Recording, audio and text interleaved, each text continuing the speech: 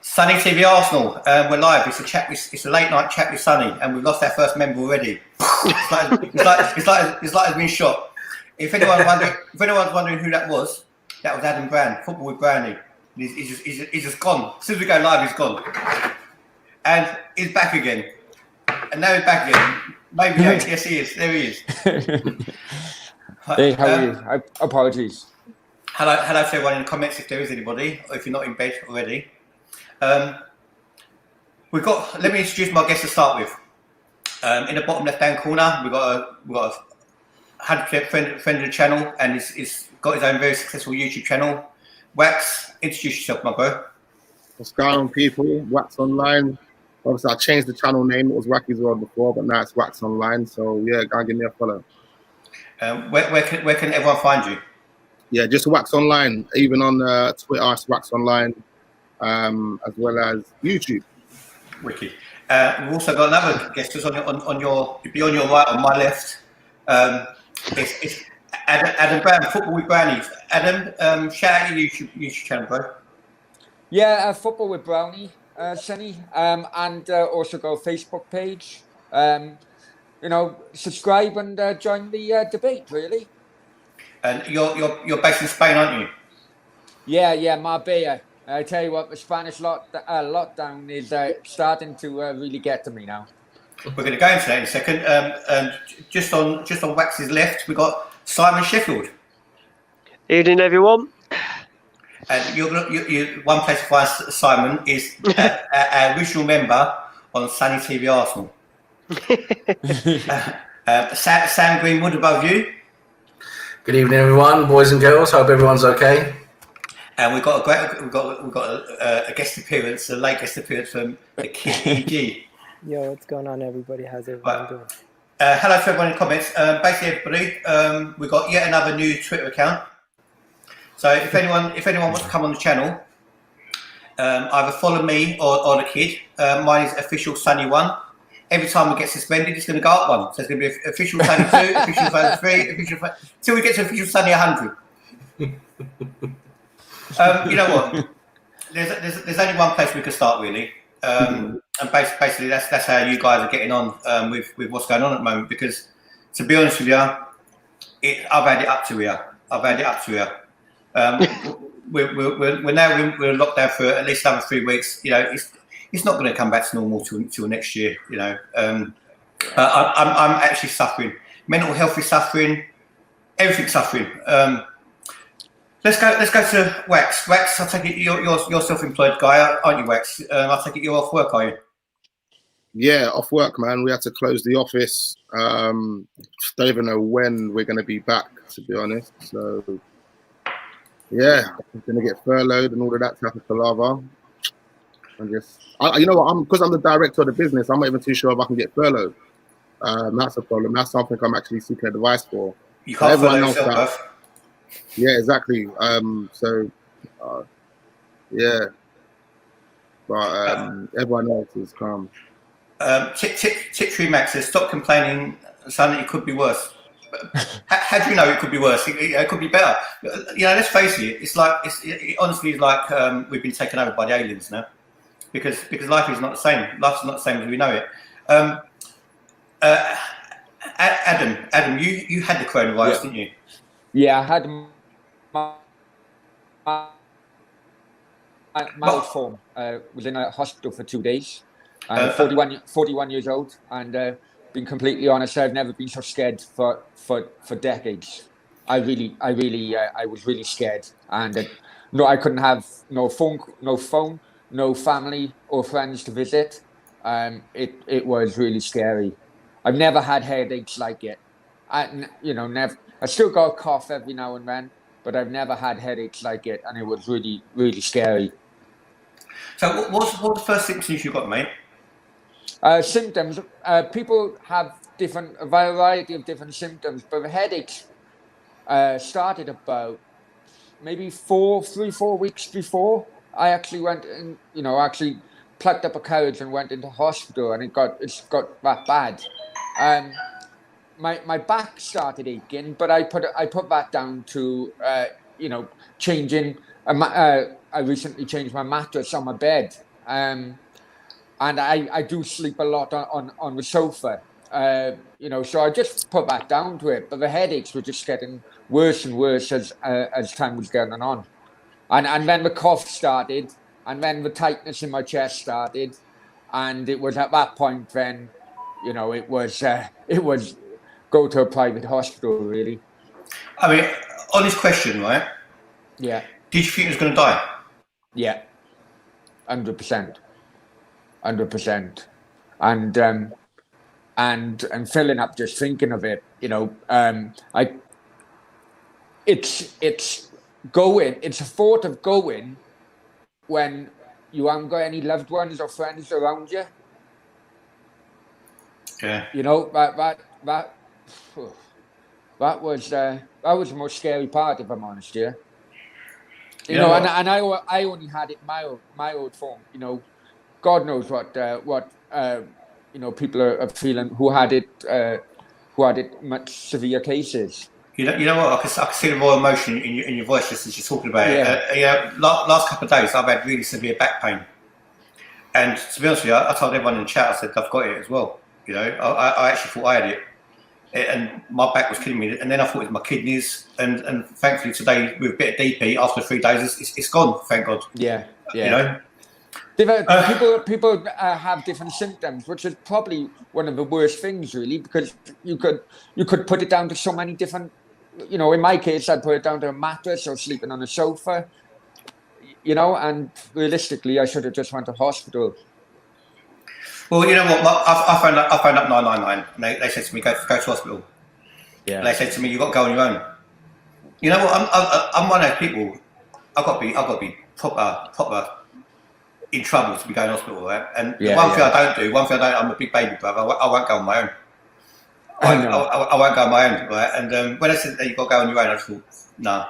I thought if that's going to happen to me, I might as well just fucking die on my bed at home. I'm going to go to hospital. To be honest, I asked, my Spanish is coming on. I've been over here 3 years now. I'm conversational, but not.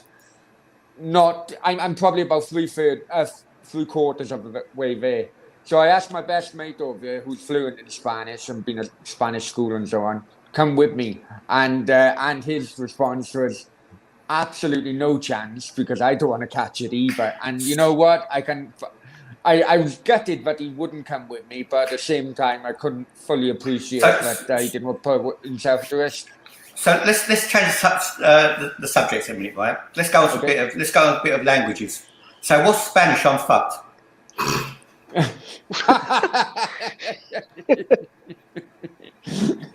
Well, could well be.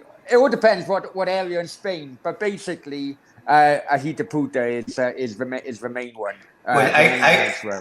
Ajita puta. Let's all try that. Wax. Try in Spanish. What is it? What's the word?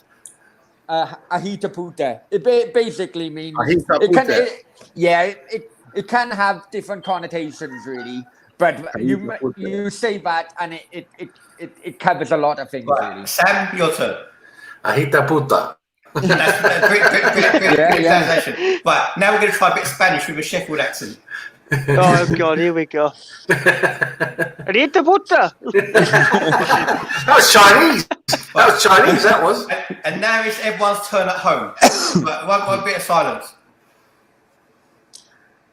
Didn't hear you. Well, in Turkey, sikildim. That was fucked in Turkish.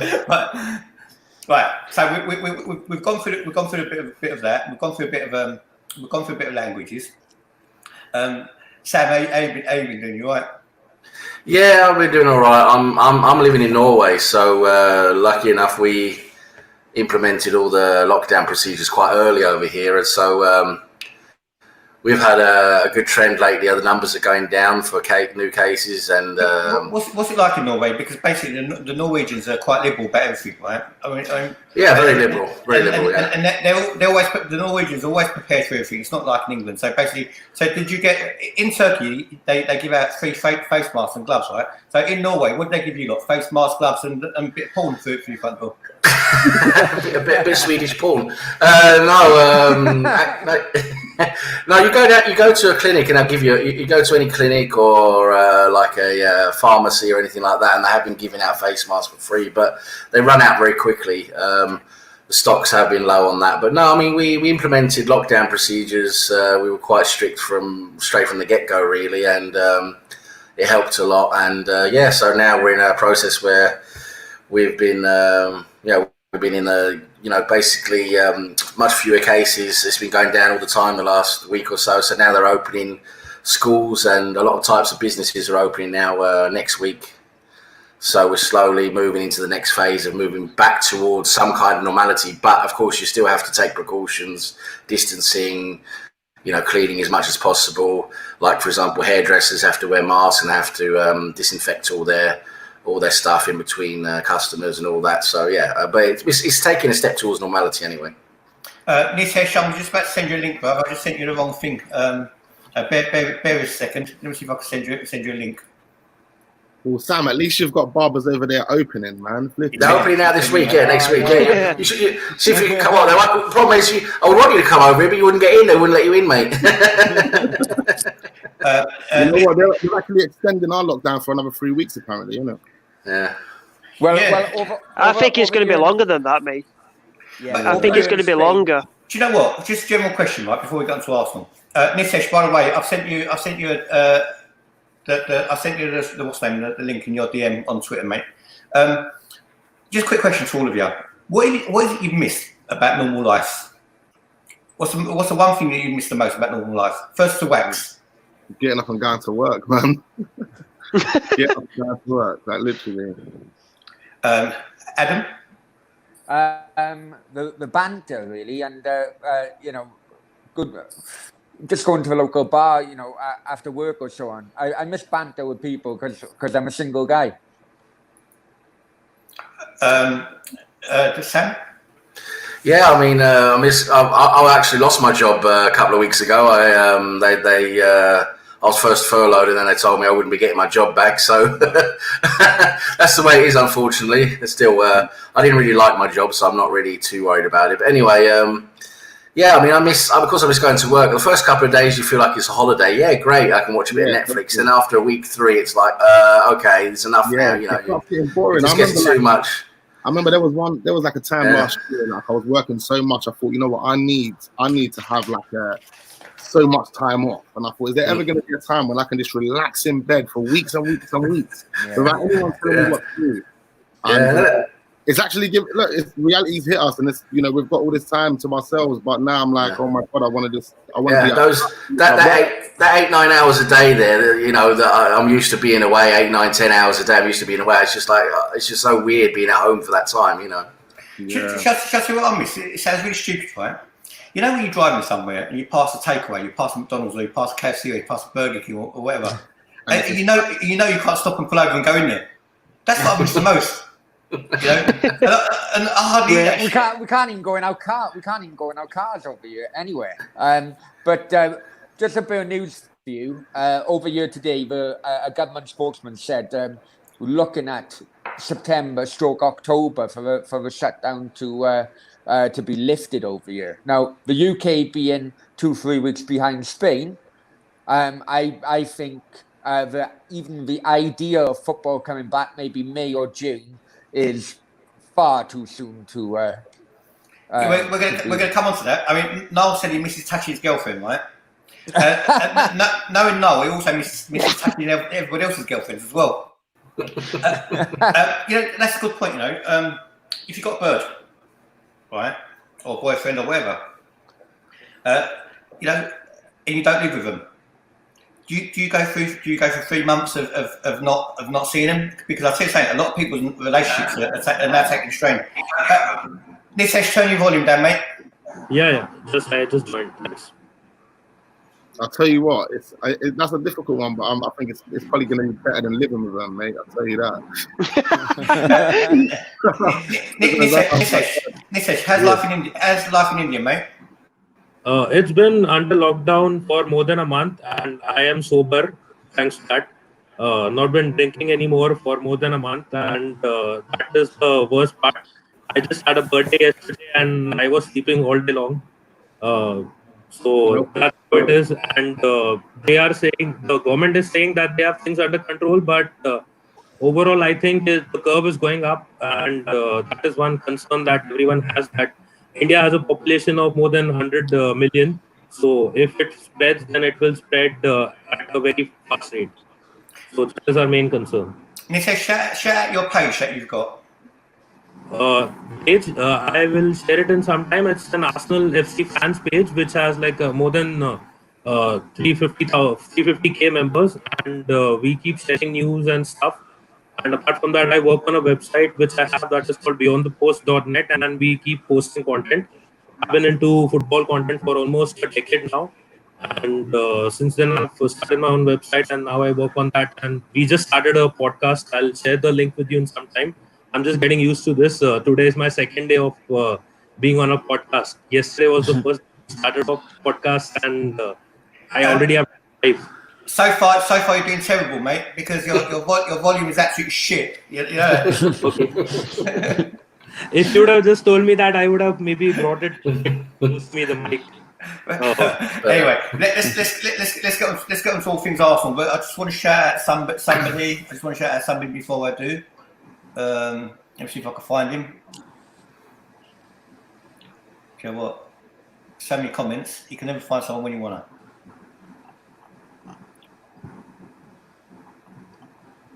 Just pretend we haven't paused.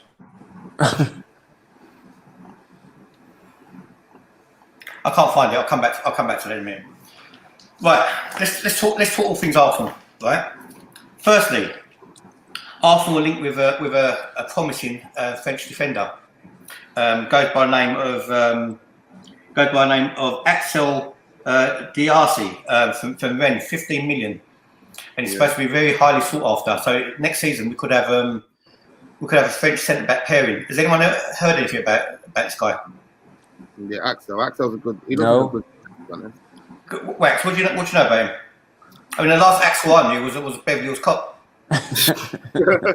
Axel Rose. You know what? To be honest, I don't really know much about him. I've done a bit of research on. I just looked at one report in regards to us being linked with him. I looked at one highlight. He does look pretty solid. A lot of people are saying he reminds them of Sol Campbell and things like that. So I mean, he looks like a good prospect. Who knows? He could come in and do a job. This is the person I want to shout out. JSD. This is the type of subscriber which I love on the channel. You know what? Jay, John, Julian, whatever your name is, your first name. Make yourself known. Because it says, "Good evening, guys. If you haven't already, people subscribe. Great channel and content. Keep it up, guys." The only channel what is totally independent of AFTV. So bear in mind, we're independents. We do things alone. So big up yourself, Jay. Thanks for the shout out, bruv. Also, Simon Mank, Psycho Mank. Go and check him out on Twitter. Psycho Mank. I'll put you back in the group chat. Make sure you start contributing. Right.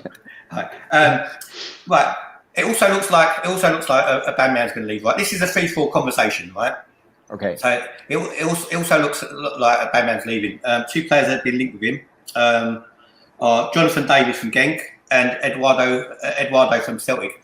Any particular preference by any of you on which one? And if you have, what are their attributes? Yeah, I would go with Edouard from Celtic, only because he's a bit older, and he just seems more physically stronger and more clinical in front of goal. Obviously, the Jonathan David guy is more younger. He's playing in the league, which is a dead league. So I mean, I know the Scottish league is a dead league, but I think the Scottish league is more similar to the Premier League than what the league Jonathan David's in. So he'd probably be able to adapt quicker.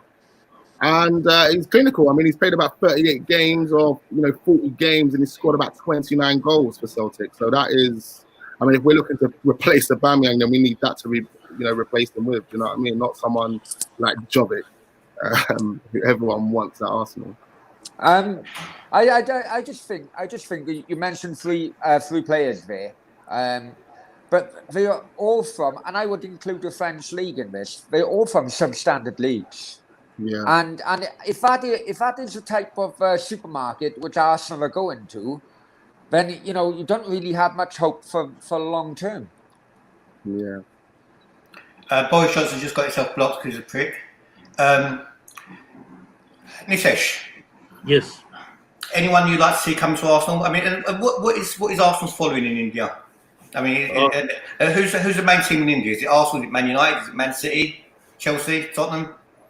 I can tell you one thing, that if you keep talking about AFTV and how bad they are, you will get a lot of support in India surely. Fuck AFTV. I'm talking about Arsenal. It's two different things. Yes, with respect to Arsenal, there's a lot of following in India. We are one of the biggest markets for every club, and every club targets us because if you must have seen, they put out messages for festivals related to India in as well, and they get a lot of good response and cheers for it. And with respect to this particular thing, we had a discussion, and we don't mind that if we can actually convince Coutinho to come to Arsenal, because we have Lacazette and Martinelli who can play as the striker, and we can get in Coutinho in the midfield. And our problem is that Ozil is now getting older, and we would prefer to have someone there in midfield who can score goals as well. With respect to the deal of probably sending Oba to Barca.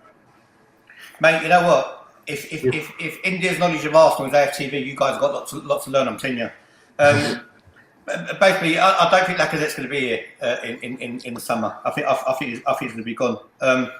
Simon Sheffield. Yeah. Any players? I know. Tell me about the show that you're going to do with Sam. And what day are you going to do it?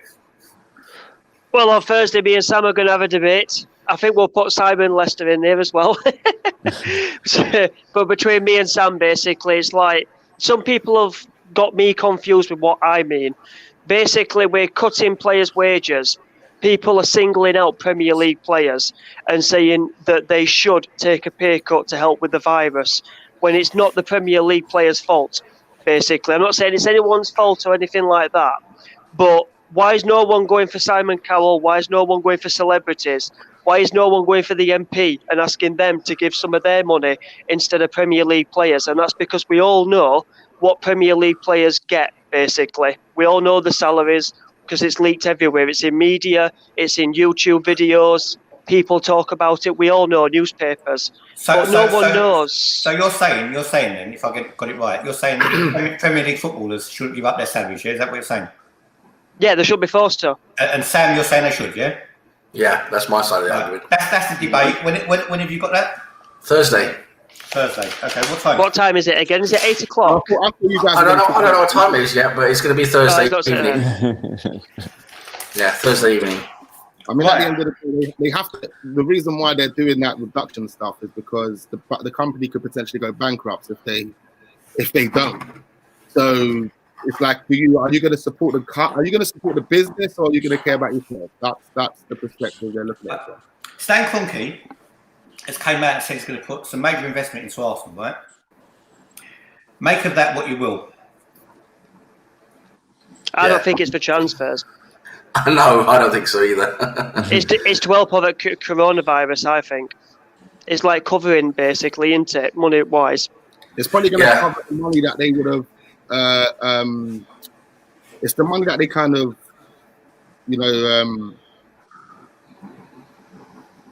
kind of forecasted. So the money that they thought they were going to make for that whole year, maybe. They lose. That's the money that he's going to put in, so they don't lose. If you know what I mean. I've done a video about this. Adam, we're talking to your phone, mate. Oh, sorry, apologies. I done a video about this issue because I'm a Cardiff City fan, and we've had more downs than ups financially over the years. And when we've looked into like end of year financial reports, many owners of UK football clubs use the football clubs to loan the business money, and with high interest rates. A clear example of this is Gold and Sullivan at West Ham, who have in 1 year, I think 17-18, made over around 15 million in interest alone. So they loan the business, e.g. the club money, at an interest rate between 4 and 6%. And then they make 15 million a year just off interest alone. So my theory with this cash injection is probably a loan at a certain percent interest. So in the long term, it's not really doing Arsenal any good. Right, but basically, let me give you some facts and figures. What month are we in? We're in April, aren't we?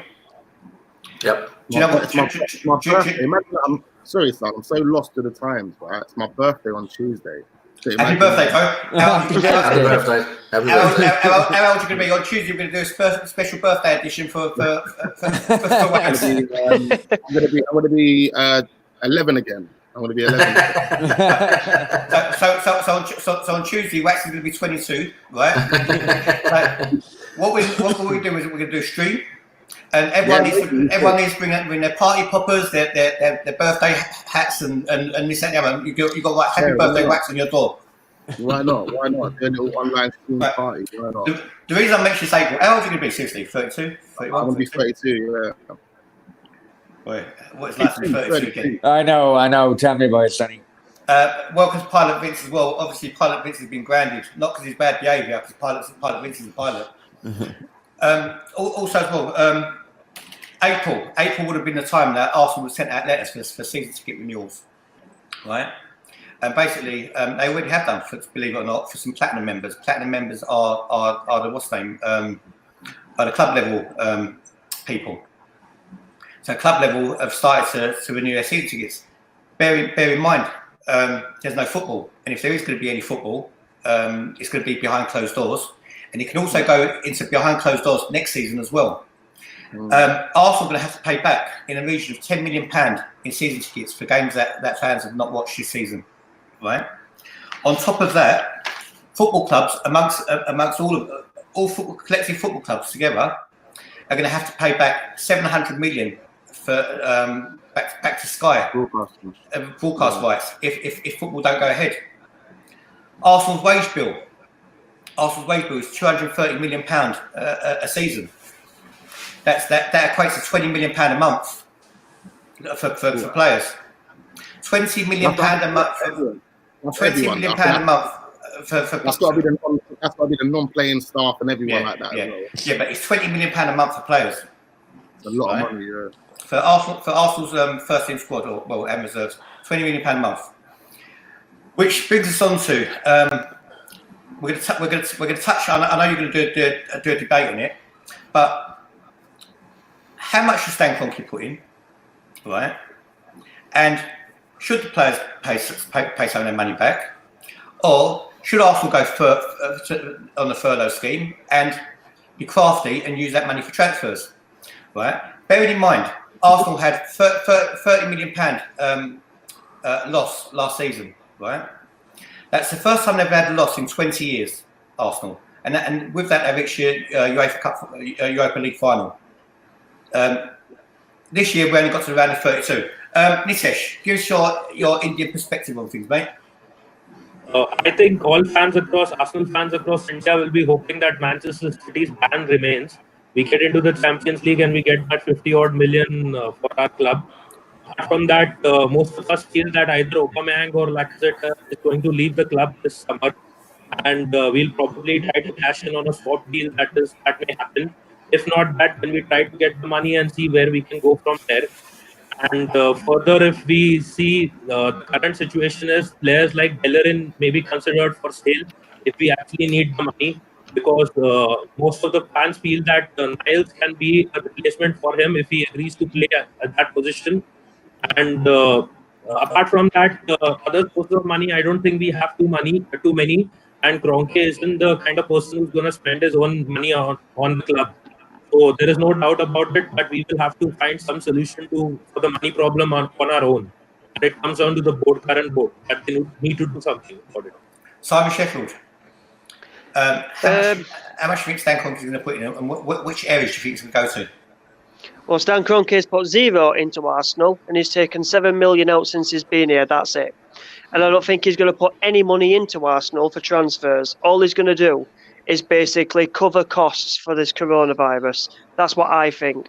I think we're going to sell Lacazette, we're going to sell Aubameyang, We're going to sell Torreira. I think we're going to sell a lot of players that people are going to be like, whoa, as if they're getting rid of these. And don't expect any big signings coming as well, because we've done that. Brought in Aubameyang, Lacazette, you've got Nicolas Pepe, and then you've got Leno, you've got like other players that we've bought as well, Kieran Tierney. We've had our chance to get back in the Champions League. Now we've got Arteta. We have to take at least maybe 2-3 bad seasons. We're already on one at the minute, so another 2 bad seasons for Arteta to get the right balance that he wants. So it's going to be a lot of heartache for the next 2 years. I don't see anything good. Nathan, I've been following your comments recently regarding me. Basically, have you been watching AFTV NHS stream? No, I haven't been, because I don't watch AFTV. I know you've been dissing them, but are you supporting it? No, I'm not. Basically, I can support the NHS. I don't have to do it through AFTV, and I haven't been dissing AFTV. I've been standing up for myself. There's a difference. Maybe someone explain that to you, Nathan, one day.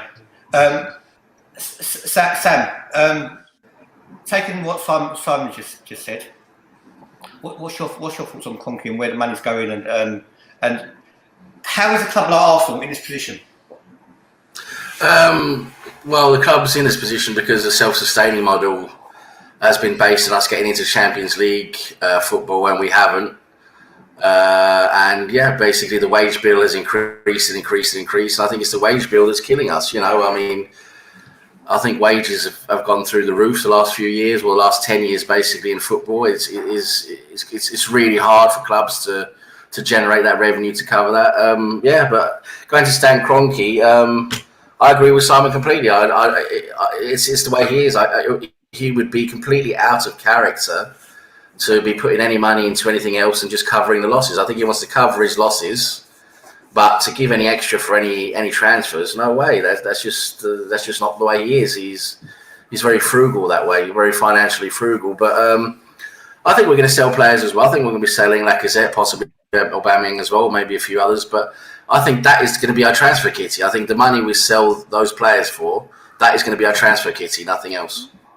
Yeah, this coronavirus has affected our transfer budget, dramatically, because we were going to probably only get about 50-60 million in the summer anyway. Yeah, we're going to get less now. Yeah, we're going to get less now for the players. We'll probably get about 15-20 million. But, Arteta, he's, even if you see recent, they're all 3 players. Like, there's only a couple man that's quite cheap, or maybe like a link with a £35 million player. But a lot of the people like Kazawa, so, they're all 3 players. And a lot of the guys we are going to bring in are going to be freebies. And maybe 1 or 2 actual signings that will probably cost us 20 million altogether. Do you know what I mean? Oh, we still a big club. Sorry, Sonny. Am I right in saying that the calculation for Liverpool? You're wrong. No, the calculation for Liverpool for long were around 3 million. So if Arsenal did go, if it's only going to cost 3 million to cover the non-playing staff wages of 3-4 million, then possibly could the coronavirus be an excuse? Could the latest excuse for no money going into the club? Not really, because if they're not earning no money, they can't be paying money out, can they? Yeah, but how much is in the bank already? Yeah, at the end of the day, they still have to pay staff. They still have to pay everything. They've got commitments. They still have to pay their commercial partners who basically gave money to Arsenal, and Arsenal were not representing their commercial partners at the moment. It's all gone to a standstill. Pablo, big up yourself, bruv. I missed Sonny's match reaction more than I missed watching football. Yeah, it was unfortunate because I wanted to do my match reactions on my FTV videos, but apparently I weren't allowed. Nisesh, are Arsenal still a big club? I think we are still a big club. Why? If we make it into the Champions League, thanks to Manchester City's ban. No, but we ain't going to, are we? We're 9th, and there's going to be no football. So are we still a big club? No, if Manchester City gets banned and the ban remains, as it stands, we have still a chance to make a name for ourselves in the Champions League. Mate, we're ninth. We're ninth. There's between fifth and ninth. There's still another 4 places we need to jump over. No, if the season doesn't happen again, if it gets suspended and Manchester City gets banned, we go through to the Champions League next season. If the season gets suspended, yeah. But no one's actually said that. No one said they're going to go on by last season's results, have they? If they go by that, that is what is currently being considered. And if we make it to the Champions League, then possibly we have a chance to turn things around. And that is where maybe Arteta's class will be tested as a manager. If we can deliver in that situation, then maybe we can make a name for ourselves and possibly get in a few signings during the summer and during the January transfer window that follows. But as we have a problem, the thing is, I think is that Kroenke's bank is always full, but Arsenal's bank doesn't have the funds that we need to buy players. So it is a situation where Kroenke always has the money, but he won't put it in Arsenal. And one thing I just wanted to ask you guys in that, with respect to that, would you take Willian on a free transfer if Arsenal could sign him? Not a hope in hell. No way. No chance. We're probably going to have no choice. But again, this is what it is. These are the type of players we're going to be getting. We're going to be getting free players. Some of them are going to be world-class players, a couple years back. But they're not it. Jerome Boateng, someone that we're going to get. Maybe William, someone we're going to get. All three. Lewin Kazawa is already signed a 5-year contract with us. They're not announced it yet, but he's going to be the first signing, a free signing. Well, I know. Sorry, I know that Spanish clubs over here, they're currently looking at the Chinese market on who to get. The foreign players in China, they all want to come back. They all want to leave China. Because of tax implications as well. I think they get taxed 50% of their wages now. And the rumours were Arnautovic wants to come back to the Premier League. Would Arsenal take him on a free transfer? He's never been a goal scorer, has he? No, I wouldn't take him.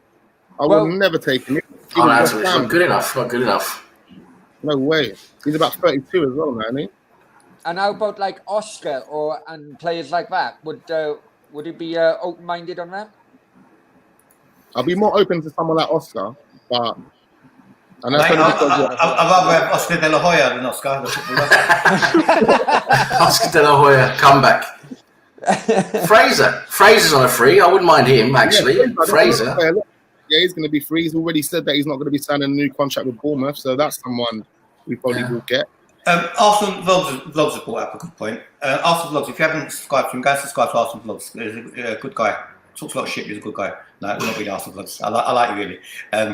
Arsenal Vlogs is saying, with Newcastle's owners, this sheikh who's basically owned by Newcastle, would that have an effect on Arsenal? Simon Sheffield, I know you're not really happy about this, are you?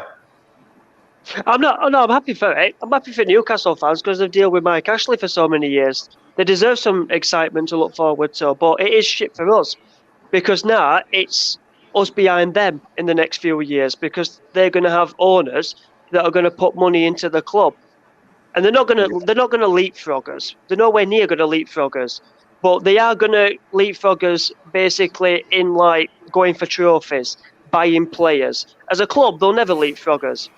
Not unless they win the Premier League 14 times in the next 14 years, but that's what I'm saying. But it is bad news, but it's also bad news for Manchester United and Chelsea and even Liverpool because they're going to have to keep up their spending now and they're going to have to keep up expectation because these lot are just going to be the new Man City. I think Chelsea and Manchester United, I don't think they care. They don't mind spending the money. They will always splash the money, Chelsea and Manchester United. I'm not too sure about Liverpool. But Newcastle, this is sad news for us because, they are already reports that I read today said that they're trying to get Max Allegri as their manager as soon as this takeover happens. He's a fantastic manager. He's going to come put pressure. How many people are going to want to play for Max Allegri? Vidal, that fantastic, PM, he's already said, look, if Allegri goes there, I'm looking to go with him. So that stadium's going to be rocking. You know what? That stadium will be rocking. You're only as good as your previous season, as far as I'm concerned. I don't care if Arsenal won 13 league titles or whatever. You're only as good as your previous season, And that's where we find ourselves. That's why we find ourselves where we are. If they did decide to play football behind closed doors, right? That'd be so boring. Would you watch it? I mean, would it actually mean anything? If it's free on TV, yeah, I won't go. Yeah. I don't think it'd be free on TV. I mean, when's anything ever been free on TV? They'll have to make it free. That's a liberty. If you can't go to the game, they're still playing it and it's not free on TV. That's a liberty. They probably make it free for season ticket holders to give them Watch something Liverpool back, lift it. Watch Liverpool lift Premier League at an empty stadium. I'll watch that. To be honest, I think it's a disgrace if they do it behind closed doors. Whether closed doors or not, you're still going to have to bring paramedics from the front line to attend the football ground. You know what they might as well do? Exactly. They can't be doing that. What they might as well do to make the atmosphere popping is they might as well play the sound effects through speakers to make it look like the crowd's actually there. Like Spurs. I saw in the news somewhere, and there was going to play football in a closed stadium, and they put dummies up in the stadium. They put mannequins and dummies up with caps on and shirts on. Well, Arsenal had two dummies in the dugouts as managers. Well, wasn't it a few years ago? Remember, Arsenal had was it on the North Bank? Wasn't it? They had a mural. Yeah, it's painted, wasn't it? Yeah, that's right. Yeah. Yeah, that mural used to sit three rows back from me on my left. She was always one who used to always scream just suck the other team got into the penalty box. No, seriously, when I used to go Arsenal, right, many years ago, there used to always be this one woman, right, whenever the opposing team was attacking the North Bank, she used to go. Honestly, she used to drive me out. I don't know whether she's alive or dead now, or they might have sat her in the East or West Stand, but I haven't seen her for a few years. But so going into, can you actually see that there's going to be any football or not? Can you actually see football coming back? No, it's done. It's done. No. I think we're going to see football behind closed doors, and I'm going to tell you why. It's because it's that £760 million. That's the problem. It is. I mean, it's without that money, it's an average of 30% of the club's revenue for the year. 30%. Now, if they don't play those games, they're going to be missing that 30%. That's huge. I mean, to me, yeah. I tell you what. The debate about when football is going to, if it's going to come back or not. What it has shown is that the football in authorities, Premier League, EFL, they don't give a damn about people dying out there. They just give a damn about their bottom line. And they're trying to put dates in. Hang on, the government are the ones who would suggest when the shutdown is happening, not the EFL and the Premier League, just because they want to protect their bottom line. Mate, to be honest with you, I've actually missed the EastEnders more than I've missed Arsenal this season. Just as much drama. Honestly, I've actually missed EastEnders. I've missed only EastEnders Monday and Tuesday, and not Thursday, not Thursday and Friday. I've missed that more than I missed Arsenal playing. Honestly. Okay. I just don't think it's coming back this year. I just don't think it's coming back. Is that EastEnders or Arsenal? Honestly, they're putting too many people at risk. The thing is, they're going to have to play it behind closed doors, because for me, they're going to have to finish the season to be able to claim the television money. Because unless Sky B and all these companies say it's okay, we don't want to pay you the 760 million or whatever. It's what a club's going to do is it's an average of 30% loss in revenue. How are they going to cover that? Let me ask you a quick question. Aubameyang, keep or sell? Sell. I saw a rumor this evening that Man United want him for 100 million. It won't go to Man United. Sell. Reasons behind it. Sorry. You want to say? What's your reasons behind it? Well, if they want to pay 100 million for Aubameyang, then sell. You'd be stupid to try and keep it. That's 100 mil. Sell. What would you sell him for? He's going into his last year of his contract. What would you sell him for? Best you're going to get is 30, 40 mil at most. At least it's nothing. Like that, at least it's not better than nothing. Pre-coronavirus, she's probably looking at over 50. Post-coronavirus, she's probably looking at 30s. What would you say, Wex? How much he's valued? Yeah. Probably about 30 mil. You know what I would do, honestly, though? I would if I would sacrifice it. I think I said this to Sam yesterday when we was on the great debate. I would actually sacrifice. I would keep Aubameyang. I would Let him keep leave it. for free. Yeah, let him leave for free because at the end of the day, at least we're still waiting for one more year, giving us a chance to qualify for the Champions League. If we qualify for the Champions League in that one more year, then what's he going to do? Leave or sign a new contract? He's more likely to sign the contract. That's what he wants, is Champions League. Would you, if you're a Aubameyang, right? And if you're a Aubameyang, you come to your last contract, right? You come to your last day at Arsenal. Bear in mind, I think there's is it January where you can start talking to foreign clubs? Yeah. So basically, Yeah. you know, it will get to that stage where you're going to sign a pre-contract agreement for a foreign club that he wouldn't even extend his contract at Arsenal afterwards because he would already have committed to Barcelona or Real Madrid. So coming the end of the season, when he can walk away from Arsenal on the free, he would already known where he was going to. Yeah, but you never know. Big stories of the year is Real Madrid. Real Madrid involved big style, and to be honest, I mean, he's supposed to be captain of the club and a leader, and he's not leading at all throughout these contract negotiations whatsoever. Yeah, no. I mean, So was Van Persie, so was Fabregas. You're right. Arsenal have always done that. When someone's on the verge of or contemplating whether they're going to leave or not, Arsenal's chucked the deep end and gave him the captain's ban or something like that to make him. Please stay. You know what I mean? And then it's like, all right. Theo Walcott signed the damn thing. Here you go, you're captain. Mate, you know what? You know, when you're doing your underrated show the other day, underrated and overrated, I'll definitely put down Theo Walcott as underrated at Arsenal. Yeah, 100% underrated at Arsenal. When you go back and watch some Walcott's goals, I'll tell you something, some Walcott's goals are absolutely quality. And you know what? Nicolas Pepe couldn't do it. What Walcott done. Yeah. No, Nicolas Pepe is years ahead of him. That's the debate we're going to have now, right? We'll have that. That's the debate we're going to have. And everyone in the comments, you know, you've heard the phrase Wally Walcott, which not for me, right? Who would have the better career at Arsenal, right?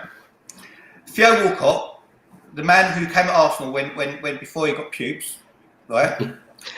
You know, or Nicolas Pepe, right?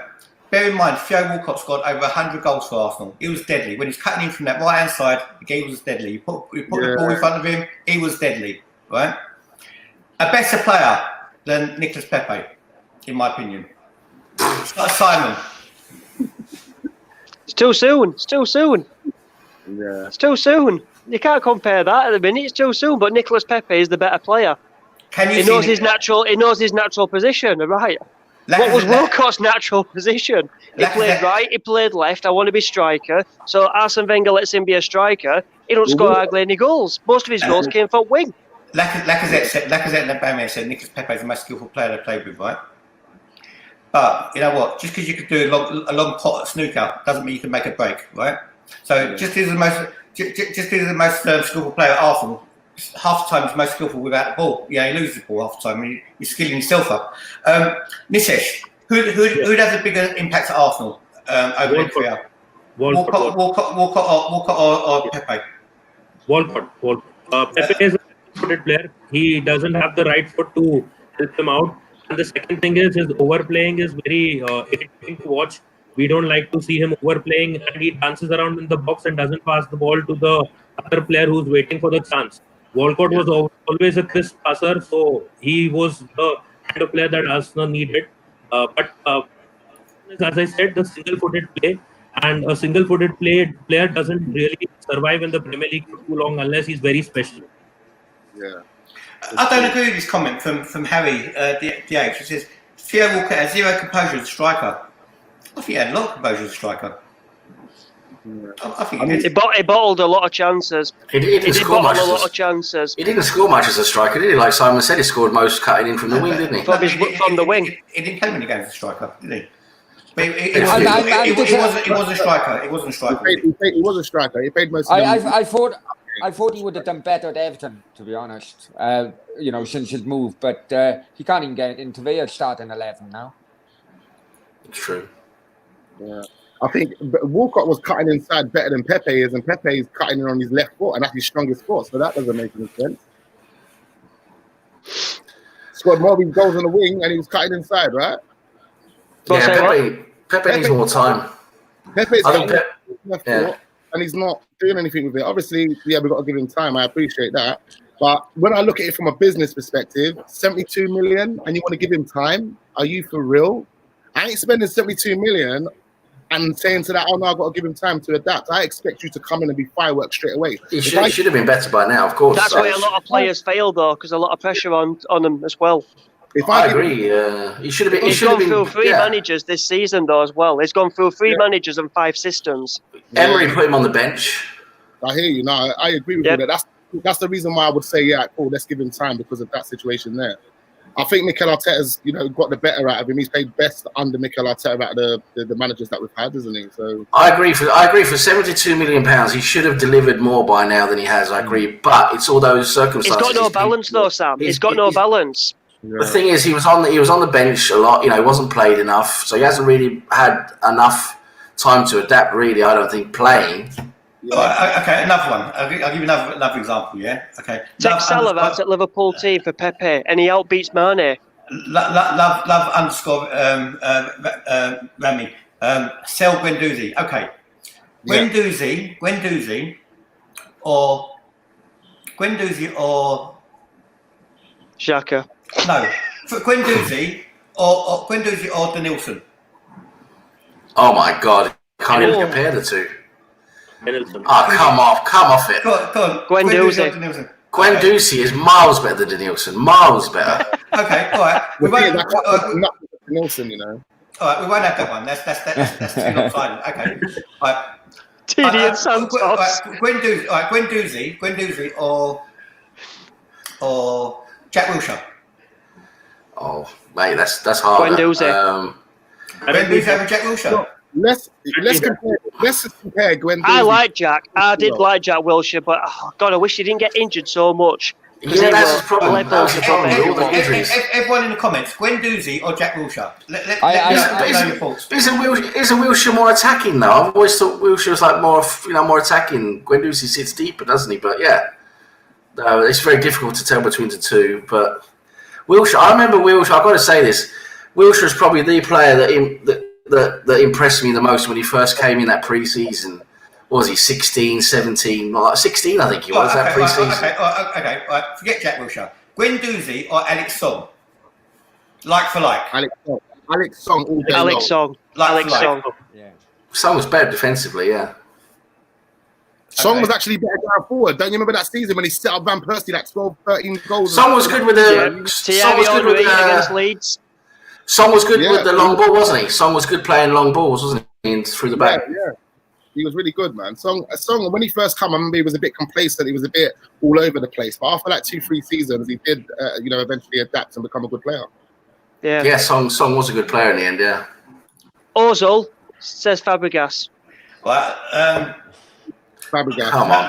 No comparison. There's no comparison there. Let's go with another one. Not Cesc Fabregas. Sami Nasri or Cesc Fabregas. No, Sami Nasri or Ozil. Sami Nasri or Ozil. Nasri versus Ozil. Nasri for me.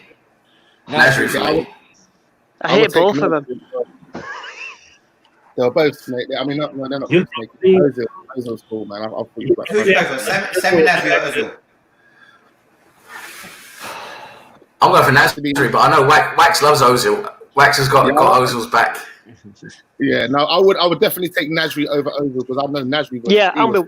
I'm with Wax. Yeah, Nasri is fantastic, bro. Nasri, he's good. I'd go for Nasri. All right, let me give you another one. We're going to finish up. Got more trolls now, Sonny. Cheers. Thomas Vizicki, right? Or Nicolas Pepe. Thomas Vizicki, mate. I've got to say, out of the two, Rosicky had more production, didn't he? I mean, yeah. Rosicky was good. He played that kind of role Ozil's meant to be playing now, isn't it? I don't rate Pepe at all, so I go anyone beats Pepe. Anyone over Pepe. Yeah. Okay, I'll give you another one. Van Persie or Lacazette? Van Persie. Every day of the week. Van Persie every day of the week. Van Persie or Aubameyang? Who's a better player? Aubameyang. Aubameyang. Van Persie. No chance. Van No Persie. chance. Van Van Persie. Persie. No, A million times better player than Aubameyang. No, I would say Van Really? Persie. Player, Aubameyang all day long. but he's More goals Aubameyang- in his career. One at a time. One at a time. Yeah, I would say Van Persie is the better overall player. He could do more on the ball. He had more. He was more technically gifted, and he had a better shot. However, Aubameyang's stats for 6, 7, 8 years have been ridiculous. Van Persie never done that. He's done it for like 1, 2, maybe 3 years, and that was it. So that's The why. thing is, Van Persie was injured a lot of time at Arsenal. Yeah, And also, Sonny. His and movement was also crap though as well. But also as well, during Van Persie's era, I think the defending in the Premier League was far tougher than it is nowadays. Mm. Yeah. Right, last one. Francis Coquelin or Lucas Torreira. Coquelin. Torreira. Coquelin all day, bro. Coquelin is a monster, mate. Are you mad? No way. He was against City and they disappeared halfway through the season. It's hard to say, isn't it? They're both shit. Francis Coquelin or Lucas Torreira. Coquelin, I'll take Coquelin all day. Coquelin maybe Coquelin maybe because for me Coquelin at least was a stronger player. For me Torreira, I mean I've seen bigger shits in a toilet bowl. Nitesh. Yeah, exactly. I would go with Torreira because he looks better pressing the players and winning back the ball. But overall, his build is a problem, though he is known for his physicality. He tries to be physical, but the problem is that his height is a bit less, so that on his play. But he's known for his heading skills as well. So I would go with Torreira. Right, we're going to end with this one, right? The richest player who played football, which is Matthew Flamini, right? Right? Flamini's worth billions, right? No, he's loaded. He's got a pharmaceutical company. Flamini or let me think. Who's the closest to Flamini? Flamini or Xhaka? Flamini. Yeah. Flamini could pass the ball forwards. Yeah. And he could defend. Better than Xhaka. Remember Flamini played left back as well, didn't he, for a while, didn't he? Yeah. Played a centre back once as well. Another player done really well left back as well was Van Bronckhorst as well. Yeah, Van Bronckhorst. Yeah. I got one. Okay, I got a really good one. I got a really good one. Alexis Sanchez or Eden Hazard? Are you talking about Sanchez when he played for Arsenal? Yeah. Sanchez at Arsenal and Eden Hazard for Chelsea. Who was the better player? It's probably Hazard. It's probably Hazard, right? Mm. But if there's ever a player to ever get me off my seat and pay the money to go and watch a game of football for Arsenal, apart from Henry, I'll say Sanchez is the best player, one of the best players that I've ever watched at Arsenal. It will get me off my seat. Not the best player at Arsenal, but the best player who's got me excited at Arsenal. I think Sanchez's goal contributions were more throughout the time of him being at Arsenal when Hazard was at Chelsea. I think it was roughly around the same, but I think he got over 100 goals in 166 games. I think his goal ratio was a bit better than Hazard. Okay. Last one. If you could take one past player out of any era at Arsenal, right? This goes for everyone in the comments as well. One past. Do you know what? I'll give you two players. Two players, any era at Arsenal to go into his current team. Who would you go for? Gilberto Silva, Sol Campbell. Shut up, Si. Gilberto Silva. Yeah. So you all take Patrick Vieira, but you take Silva. I'd take Gilberto Silva. Emmanuel Petit was a better player than Gilberto Silva. Wax. Two former players. Who would you go for? What is the question? Because my internet is running mad slow, boys. I can't even hear you. So I keep lagging and stuff. Two former players that at any era that you put in the Arsenal team now, what do you improve Arsenal overnight and make them challenge? I'll have to go with, because of the problems that we have at Arsenal at the moment, I'll have to go with Sol Campbell and Patrick Vieira. You know what? So would I. Pioneer has got it spot on. As far as I'm concerned. How about you, Sam? I'd have to agree the same. I mean, that spine there, that is what we need, isn't it? The spine of the team. Nitesh? Yeah. I would probably go with the camp combination because I wanted to see them live once, and if they could at Arsenal, it would be a treat for us. For a chance to say Lord Hardy. We've already got them. Lord Hardy with Charlie Chaplin running down the wing, and Harold Lloyd up front. Right, that's Sonny TV Arsenal. We're going to be done now. We're going to be finished now. I just want to say a big thank you for Nitesh all the way from India. Whereabouts in India are you, Nitesh? I'm in Mumbai. You work Mumbai?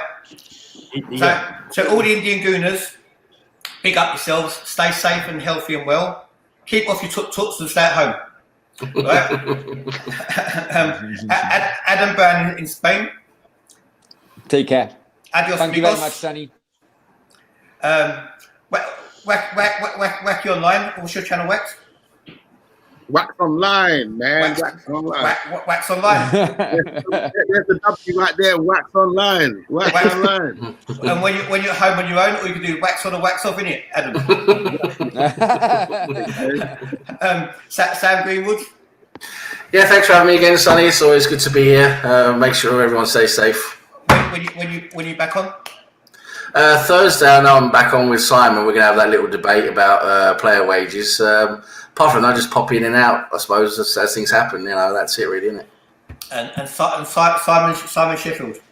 Yep, at Simon Sheffield, and then we're on tomorrow night at 8 o'clock. The Transfer Exchange show with me, Kieran, Steve, and Jerome should be a cracker. We've got some really great guests coming up on the channel. Guests that people are going to be jaw-dropping guests coming up on the channel, right? And you can only get them on this channel, Sonny TV Arsenal, right? So basically, if you want to follow me on Twitter, follow me on official Sonny1 on Twitter. Okay, go give me a follow, DM me, get yourselves on the channel. Still the only fan channel to invite fans, regardless of your following or whatever. Come on, Cardiff. Right. Get yourselves on the channel, and also follow the kid as well, the kid EG, who's doing a lot of work behind the scenes as well. Give him a follow as well. But as I said, here, big up to everyone in the chat, especially this man here, Gunnersalt. I'll put your ass back in the group chat, Simon. So I intend to hear from you straight after this, right? So. Everyone, stay safe. Wash your hands. Wash your willies. Wash your bums. Wash your face. You know what? And look after your families. And basically, follow Sonny TV Arsenal. And let's make this channel something to make time go by. Get yourself on the channel. Anyway, we're out of here. What's the next show on? The transfer show. Yep, tomorrow night, 8 o'clock. Join us tomorrow at 8 o'clock.